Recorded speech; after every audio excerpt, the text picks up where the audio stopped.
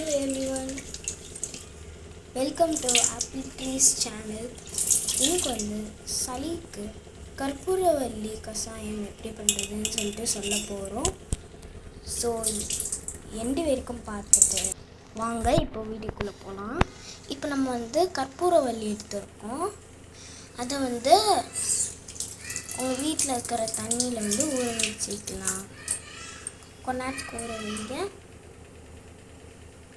கொஞ்சோண்டு ஜிஞ்சர் போட்டுக்கோங்க. அதுவும் அதை கட் பண்ணி தான் போடணும். தோலை எல்லாத்தையும் எடுத்துட்டு இதை வந்து நல்லா வாஷ் பண்ணிக்கணும்.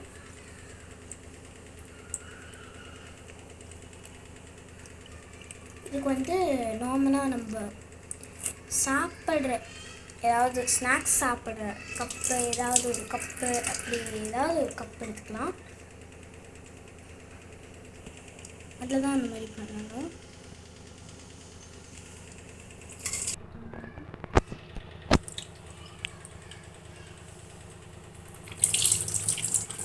இந்த மாதிரி 2 to 3 times நீங்கள் வாஷ் பண்ணிக்கணும்.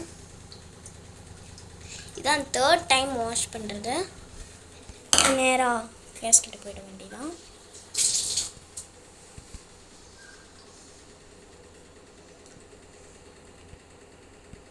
இப்போது கற்பூரவள்ளியும் கார்லிக்கும் ஜிஞ்சரும் நம்ம வந்து நல்லா கழுவியாச்சு. இப்போ வாங்க இப்போ மெயின் சோர்ஸஸ் போகலாம்.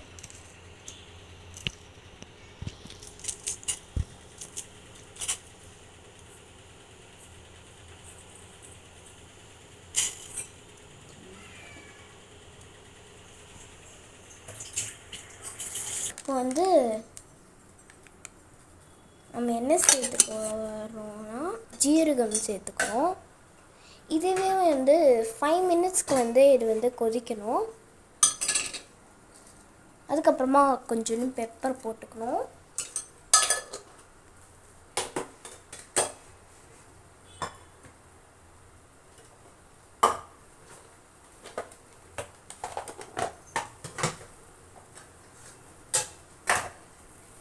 நல்லா கொதிக்க விடுங்க. இப்போ கொஞ்சோண்டு மஞ்சத்தூள் போட்டுக்கோங்க.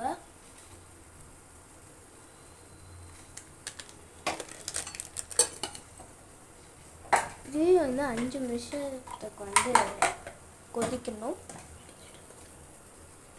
இப்போ கொஞ்சம் பிஞ்ச் சால்ட் போட்டுக்கணும்.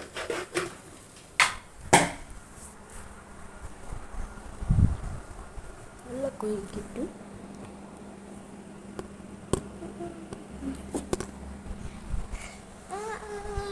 ஏதாவது ஆட் பண்ணுறீங்கன்னா சொல்லுங்க. கேஸ் சிம்மில் நம்ம வந்து எப்பயுமே கேஸை வந்து நம்ம சிம்மில் தான் வைக்கணும். இப்போ நல்ல கலர் வாய் வந்துருக்கு. நம்ம இன்னும் கொஞ்ச நேரம் கொதிக்கணும். இப்போ நம்ம வந்து இன்னும் கொஞ்சம் கொதிக்கணும்.